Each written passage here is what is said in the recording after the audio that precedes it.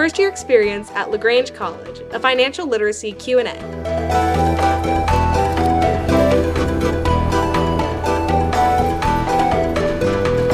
My name is Dr. Richard Soash. I am a history professor and one of the two FYE first-year experience co-chairs here at LaGrange College.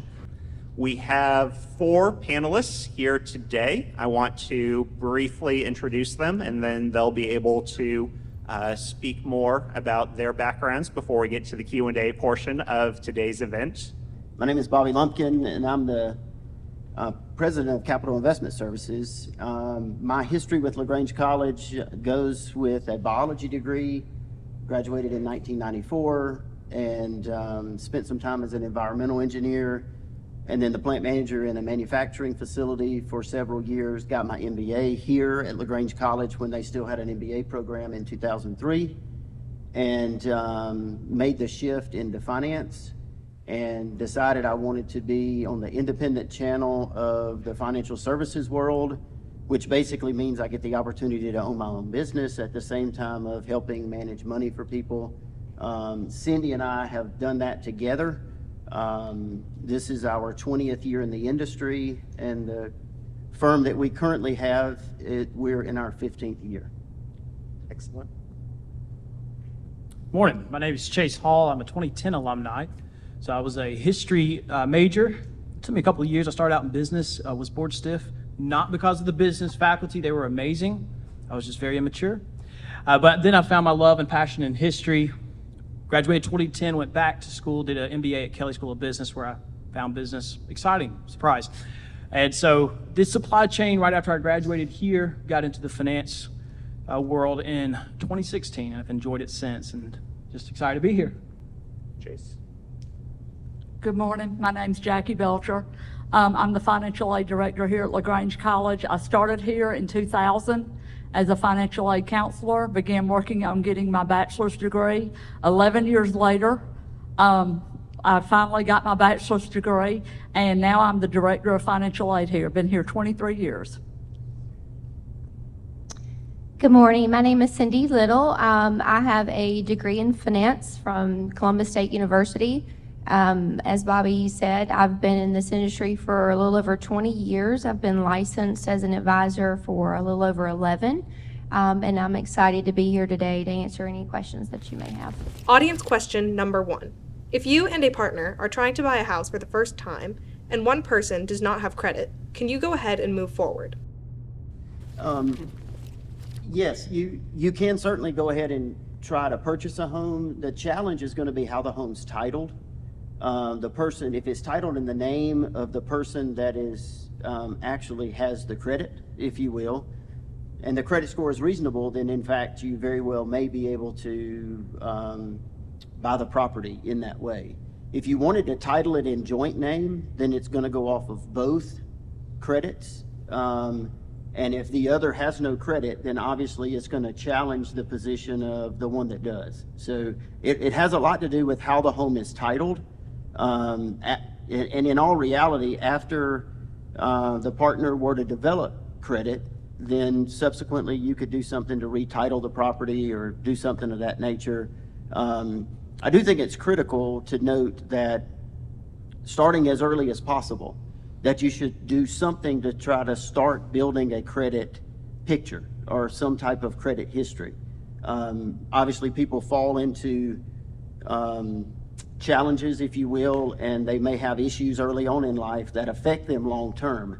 So I don't advocate getting out there and taking a ton of credit that you can't necessarily pay for, and then you end up working from behind for a decade. But beginning to build some credit along the way is essential. So to add on to what Bobby said, let me tell you a little bit about what my wife and I did. So when we got married, I had no credit. My wife had no credit. And we had followed, I don't know if anybody here is familiar with Dave Ramsey. So jot that name down, Dave Ramsey.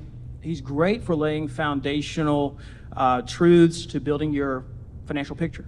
How to buy a house, how to plan to send kids to college, how to invest. Very, very basic stuff that's very helpful. But one point I would take issue with, when I graduated, He said no debt. Right. Now, the thing was, he was speaking to an audience of consumers who had already established themselves and were just building up credit card debt. Makes perfect sense. But for the undergraduate who's looking to buy a home, you do need to have two types of credit. The first one everybody knows is credit card, revolving credit. Swipe it, pay it off at the end of each month. Capital One, check them out. They are free for college students. You can get a $500 minimum. That'll start building your credit. Put it on your bills, your grocery, your gas. Don't add anything else. Pay it off at the end of each month. Your revolving credit will start building. Student loans are the other side, the installment debt. The installment debt is, can he or she make a payment every month that's the same going forward? They look at those two things, and you have both of those managed well. You're going to be the only owner on the house. That's what happened for us.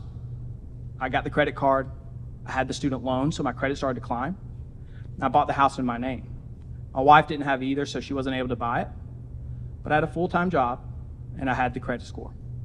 One thing to keep in mind, though, is you're looking at planning for the future. You want to make sure as you build that debt, you don't get over your head. That's the biggest fear, is I can't pay the bills at the end of the month because I have so much in debt. It's sort of a round figure to keep in mind when you're, hey, is this house payment enough? Is it too much? Is it too low?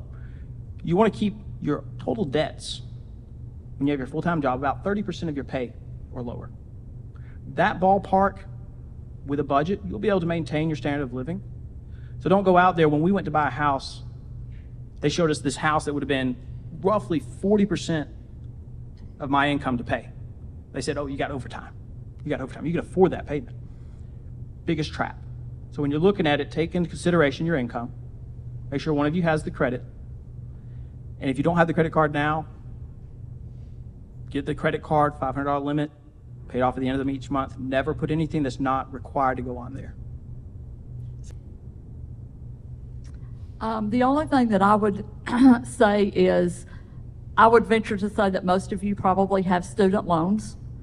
And certainly you can defer those student loans, and they do help you establish your credit.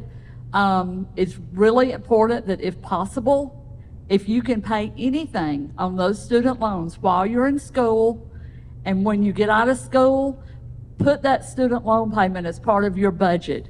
Just because you can defer it doesn't mean that that's a good idea. It's definitely not, because the interest just accrues on those loans. So you want to have a budget. That's very, very important.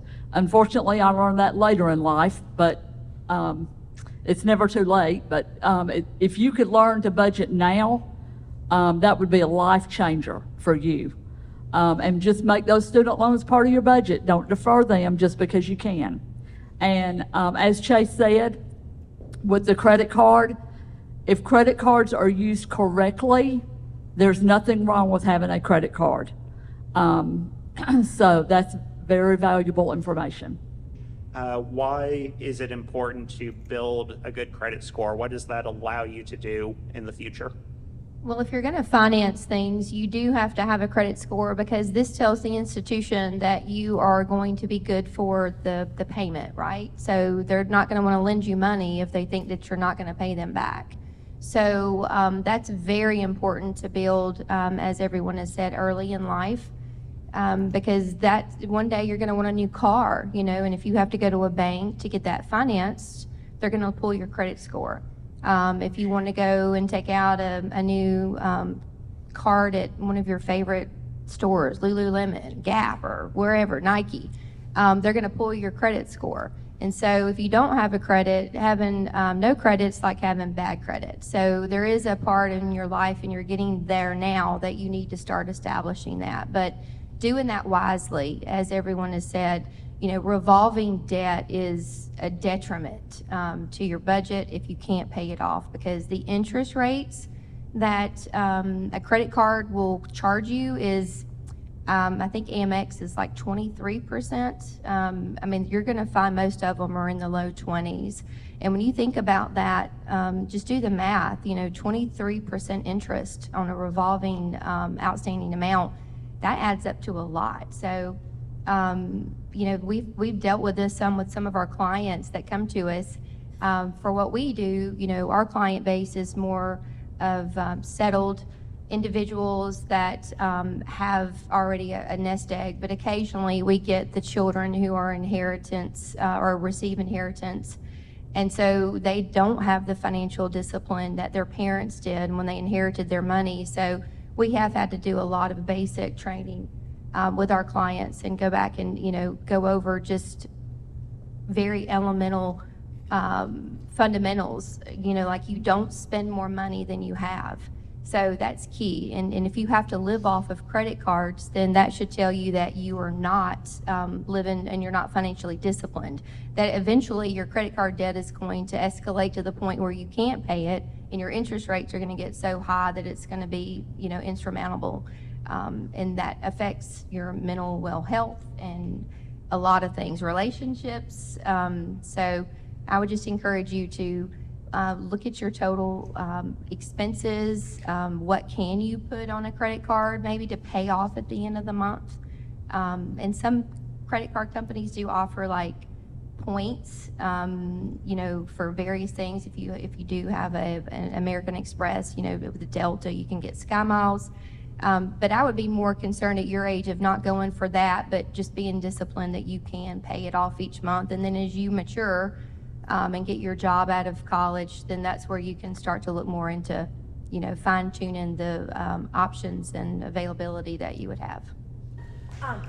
Yeah, my question is, so if I'm a college freshman and I get this Capital One credit card and I can get $500, what happens if I miss a month, I miss 2 months? When I'm a sophomore, I miss a month and I get behind on my payments. How early should I start worrying about having good credit? Is it going to follow me? Should I worry if I miss 2 payments? Am I sunk? What's at risk for me as a freshman right now getting a card? Okay, for me, getting a credit card is not about getting the $500. Getting a credit card is to build your credit history. So the idea is not to, okay, I need $450 to go get something, so I'm going to go get a credit card to go do that and then not know how to pay for it. Getting a credit card, there should already be a method in place through financial discipline to pay for the credit card before you actually buy something with the credit card. So your credit card would be opened in your Social Security number, and that Social Security number will track you forever.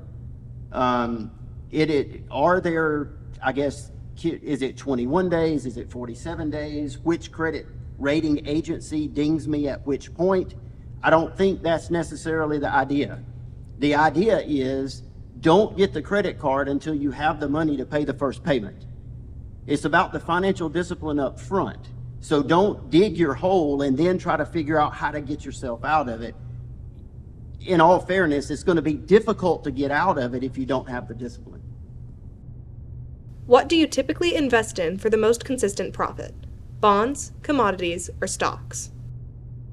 When we invest, it's very important to take a couple things into consideration before you decide on what you're investing in. One is you got to figure out how long are you going to hold this investment, right? I'll have a lot of clients come up and they'll say, look, I've got $5,000 I need to put into something and I want it to grow. Oh, great. When do you need it back? Next year. Right? It doesn't work that way.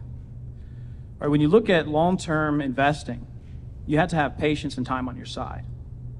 If you're not able to put it 7 or 10 years or further out, you need to be going into something that's going to be stable value, like a money market, a savings account, or a checking. It's just the way it works. You'll see, especially on TikTok, I come across these videos a lot of, let me tell you how to invest your money in day trade, right? Let me tell you how to buy this universal life policy in day trade. Or they add all these things, 1, 2, 3, 4 pillars of how you're going to be able to become a millionaire next month. It's a joke, right? You guys know it's all about getting the views. It's all about getting the followers. They get paid millions. I mean, just look at PewDiePie. Boy, I wish I had his job. But when it comes to investing, when you understand am I short term, takes pretty much everything off the board. Now, long term, then you're going to want to understand how comfortable am I with risk, right? In the investment world, when we mean risk is you put your $10,000, let's say, into just the S&P 500. This is sort of the broad stock market You put it in there. What we mean by risk primarily is if you put $10,000 in there, how are you going to feel if you wake up tomorrow and it's at 6,000? Right, you haven't taken it out, but you're 10,000, went to bed all happy and go lucky, can't wait to make my millions. Next day you turn on news and, oh no, I'm at 6. Right, that's risk tolerance. Are you going to react and say, get me out, the house is burning, let me see what I can get out of here before it burns to the ground? Or are you going to say, I have time on my side, the American economy, long-term, stable, solid, great. It's those day-to-days that are ups and downs. Can I hold for the future? Do I have savings for this month? Do I have an emergency fund for the rest of the year? Do I have X, Y, and Z so I don't have to touch this? Right? That's where the question starts. What you have to be asking yourself is, how long am I going to be setting it aside? Right? There's a question on the, you guys all did the, what was it, the National Council? Several of our sections worked on that. And they said, I think they had the question, if you put, what was it, $100 a month, every month for 70 years, and it had a return, paid you back 7% on that money every year for 70 years, what that money would be worth, right? And I think, if I remember correctly, the calculation, Bobby, you run a calculation in your head for me? About $1.5 million. $1.5 million, there we go. So $1.5 million, and what would be the initial principal? 100 for 70 years, every month? About a quarter of that. So they would have paid you 700, about 1.1 million, roughly? They'd have paid you about 1.1 million back, right? But what's the key factor in there? Key factor in there is time, right? You had 70 years to let it grow. That's what you got to take in consideration. If you started that now at 18 or 19, or you get out of college, you get your first job, and you start putting 100 away a month for 40 years, and you get to 60, you're going to be sitting much better off if you're invested in those long-term growth options. But if you're not able to set that time aside and stomach that roller coaster ride, then it's a moot point. Stay in a savings, if that makes sense. I mean, bonds in our world are considered a more stable investment than stocks. That means they have less volatility, less peaks and troughs, if you will. Any investor that you go to is going to put you in a diversified portfolio. If you do it on your own, you may over-concentrate yourself. We tend to see that a lot. Particularly in this area, there's a lot of people that hold a lot of Southern Company or Aflac or Coca-Cola, things of that nature, because they're from this area, right? In your generation, we tend to find people that like Apple, Microsoft, Facebook, and the like, right? But the difference is we're going to have you in a whole variety of places. So we're going to have you in some stocks, some bonds, some treasuries, some cash, some various different things. And it's all going to be based on your risk profile and your time horizon, which is what we were hearing about earlier. So, I mean, fundamentally, don't get so focused necessarily on the tool that's in the toolbox. Just know that you need a toolbox, right? Having the toolbox and the discipline to be able to create the opportunity to get compounding interest, because compounding interest is what works. That's a greater contributor to that $1.5 million we were talking about earlier than the 7% return. In all reality, I mean, a 7% return, depending on where you're invested, may or may not be a consistent return that you can count on. I mean, we can carve up historical times and talk about history, but in reality, it's more about the time and the patience that you have. I think if you carved off $100 a month in some way, as soon as you get a job or you do an extra job or some side work or something and throw $100 a month away, and you get that discipline first, it's that discipline. Master that. Spend 6 months, 12 months mastering that discipline. And then once you get to that point, then you can start engaging what to pick up on. I mean, from our perspective, we do all kinds of investments, do a whole bunch of things, choose a bunch of tools to put in that toolbox. But until you get the discipline, it doesn't matter what's available out there. So don't get enthralled with what's available until you have the discipline in place. Exactly. Great question, though. Good question. And to that too, come talk to us afterward, because you seem like you have a very forward-looking mind. The biggest The future value of money, the equation has three major components. It has time that you're going to sit in it.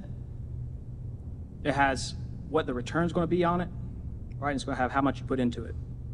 Out of those three equations, the most important factor is the time, right? At your age, if you started investing in, say, just broad equities, which is a fancy word for saying the stock market, right?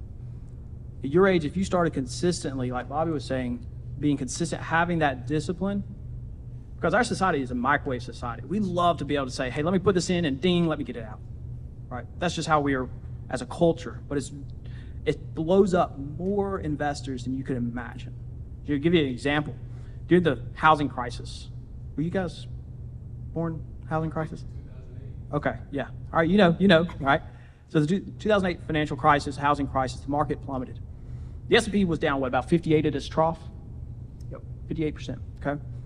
So anybody ever see the Dow Jones Industrial Average? Somebody screaming about the Dow's up, the Dow's down, 2 points, 5 points. The Dow cut in half. And so if you had 10,000 in the Dow, at the bottom of 2009, you're sitting at 5, right? People did not have the discipline to stay. They had, like Bobby said, well diversification, long term, and they had money on the side to pay for their bills. But they didn't have the discipline to hold the course. And so they said, cut me my check, let me get half my money out and walk away. Today, if they had stayed, they'd be up 300% from the high, 300%. So that 10 would be over 30. Or put it in Steph Curry. Anybody follow Steph Curry? What did he make this year? Salary. $48 million, okay? If he'd had $48 million in 2007, the worst time to be investing right there. It's the peak. Market's about to tank, nobody knows it. That 48 would have gone to 24, and today would be over 150 million, right? Because the discipline would be there. Once you've hammered out a good strategy, I know I need a budget. I know I need to live below my means. I know I need to pay off my debts. I know I need to invest. You hold that, it's not sexy. People are gonna be pulling up. When I came out of college, we were working in manufacturing, making about $55,000 a year. My buddies who graduated with me were pulling up in Camaros. They could barely make the payment. They put nothing away, and today, that Camaro is worth about $5,000, and they have nothing set toward retirement. The guys who had started back 13 years ago are sitting at about 180 in their retirement account, 1,000. The discipline, the planning is key. You'll be alone on that journey, but then look up Dave Ramsey, like I know all of you will, because I said Dave Ramsey. He'll say, live like nobody else today. So when you get to 55, you can live like nobody else then. Because those are the ones that are going to be sitting back on the beach, sipping a margarita, while their buddy who bought that Camaro at 22 is handing out stickers at Walmart. If someone fails or withdraws from a class, what does that do to their student loan? Well, just because you pulled out doesn't mean you still don't owe the money, right? So it will be very detrimental to you, and that debt. I had a dear friend that went to college, and she went 3 years, and then she quit. Well, that debt just continued to rack up, and she's been out of college for 15 years, and guess what? She's still paying on that debt, and she doesn't even have a degree to show for it. So definitely keep in mind with the amount of debt that you take out, that you're actually going to get a job that's going to be able to pay your debt load. Like we have several situations in our book where our clients' children are getting 6-figure educations, and yet they're going to be a social worker.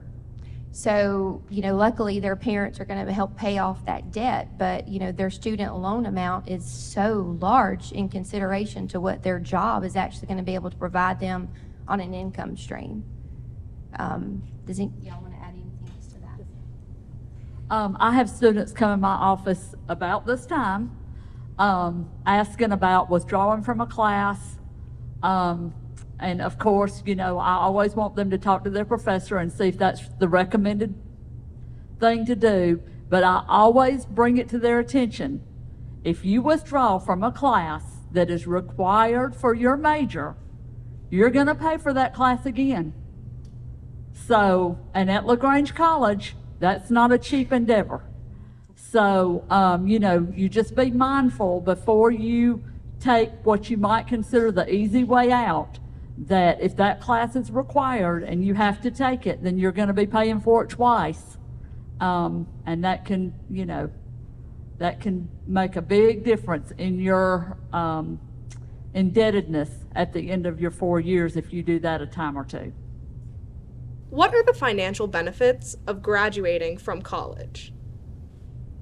I grew up in a blue-collar home, two parents that worked in manufacturing, or one in manufacturing, one in electrical work. And I come from a house that remembers, hey, it's Wednesday night and we can't make it till Friday. So I completely get those conversations, and coming from a home, it has a lot, those conversations had a lot to do with just my understanding of what it was like to live at that particular time. Now, in saying that, my parents took a huge vested interest in encouraging me to go to college. I'm a first out of my entire family to actually get a college degree. There's a ton of things that does. Number one is it opens doors. Number two, it gives me the ability to creatively think, but most importantly, to be able to determine who I was. The biggest advantage that I got was I went to LaGrange College, and I had professors that poured into me that recognized different attributes in regards to what I might or might not be successful in. As I told you earlier, I started as a biology major, and I ended up owning a financial advisory firm. There's a path to that.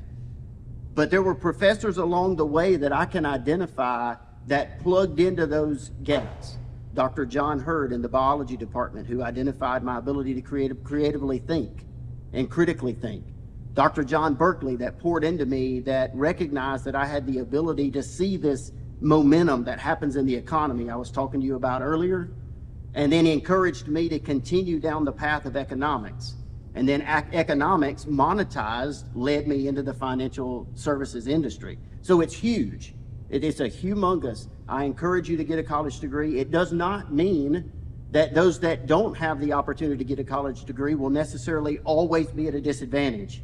We mentioned TikTok earlier, and you see a lot of different videos on there where it's younger people that say, hey, I've made it. I've been able to get this job or do this, or I learned a trade, or whatever the case may be. One of my best friends in the world does not have a college degree, owns a small business, and is massively successful in his understanding of how that business works. However, your college experience with the degree will teach you how to think. It'll teach you how to engage. It'll also allow others to pour into you to help identify what you can't see. What are the benefits of becoming financially literate now, before graduation? One of the things that I was thinking about is what would I wanted to be told at your age when I was in college? What information did I not get that would have helped me tremendously or altered my path? And one of the things that I can recommend strongly to each of you is that when you graduate and you go to look at whatever career you're choosing or what job, now the labor force, there's no reason why people wouldn't have a job. I mean, there's job availability everywhere, right? It would be choosing a job that's going to offer you benefits that you can start saving for retirement. Because unless you've got inheritance that are going to live, carry you on for the rest of your life, at some point you've got to have a job. And so choosing that job would be crucial as to, the benefits that they're going to be able to provide for you, such as a retirement. I wished I would have known that at your age. That if I would have went to work with a company that offered a 401k and then additionally offered a match, because that is crucial, because that's your company partnering with you in your retirement planning. And oftentimes that's compensation that if you don't take advantage of that, that's left on the table. So one of the things I would highly encourage you to do is that when you do graduate and you find a job, or you're looking and you're interviewing with different companies, go with a company that's going to be partnering with you in your retirement planning, that does offer that retirement income, because that's going to be the first time most of you will ever have an experience in this saving. We talked a lot about putting and squirreling $100 away or whatever. But, if you don't have a job and that's really not on your mind right now, that's kind of hard to apply that to your life. So your first experience with that is going to be in your 401k with your company. And that's money that is set aside specifically for retirement. So please make sure that A, you're with a company that offers that for you, and B, that they do a match and that you take advantage of that, because that will be your first experience in being able to set money aside specifically for a future use as retirement. Like Cindy said, you've had a tremendous blessing. I grew up similar to Bobby. We didn't have any, we were low income, I'll say that. We were low income. And when it came to college, I had to work 2 or 3 jobs, take student loans out. And it set me behind, right? I didn't get my student loans paid off to about 25. So from 18 to 25, I was unable to start my life and to plan. Because, again, the time value of money, the biggest factor. It's not the money, it's not the return, it's the time, right? You've got 4 years early to start. The effect of that gets you a 4-year jump. When you get to 58, your compounding will be probably 100,000 more than those at 65. So the return on your investments now, if you're starting to get a job now, investing now, you will have massive amount more in those last 5 or 6 years of your growth of your retirement. It makes all the difference, right? Why leave for a vacation at 5 a.m. when I can leave for a vacation at 12, right? I don't want to get there at dark. I want to be able to enjoy more of the sun up on the beach, right? It's the same way why you should care now. As you get there earlier, you get to enjoy a better quality of life, and you get to take control of your life. It's about you taking ownership of your own life. I kind of relate it to life in general has more to do with the relationships that you have the ability to create and develop over time than it does about the money. Because if you focus on developing and creating relationships and the tools that comes with that, then you're going to be able to make money. Making money is just a side effect. I don't compete. Like I don't compete with other financial advisors. I compete with myself. I set my own goals, my own guidelines, the things that I do. Getting a job has more to do with everything else involved than the money. It's got to do with learning how to work under authority. I know college kids don't really like that, but it's essential. It's essential to learn that you're going to have to work under authority. And you need to be able to understand that authority not just from your parents or your grandparents or a minister or whoever. You need to understand that if I do this and reach this goal, then I'm going to get this reward. Getting a job is not about the reward. The reward is fancy. It's nice to talk about. It's called a salary, right? People like that. But think about when people go to work. When people go to work, they interrelate with people, right? They connect with people, right? They learn about people, they grow with people, they engage with people. You know what's going to be here today, tomorrow, 10 years from now, 20 years from now, 30 years from now, assuming that the Lord doesn't come back? People. Knowing you become a master at engaging with people, and you won't have to worry about the money. If you worry about the money and don't worry about engaging with people, then you're always going to have to worry about money. That's the best advice I can give on life in general. So the only thing that I would add to our panelists' excellent words, and this is coming from my experience as co-chair of FYE, is that the habits you are building now as freshmen, they matter because those start to get ingrained and they become the habits that you take into the high stakes world of once you graduate, once you are no longer in this kind of protective cocoon that is college life. And so if you start developing bad financial habits now, that's going to follow you. If you start developing bad personal habits now, say coming in late or procrastinating, that's going to follow you into much higher stakes situations. And so the time to start getting your life in order is now. The time to start making a positive difference for what you can do in your own life moving forward is now.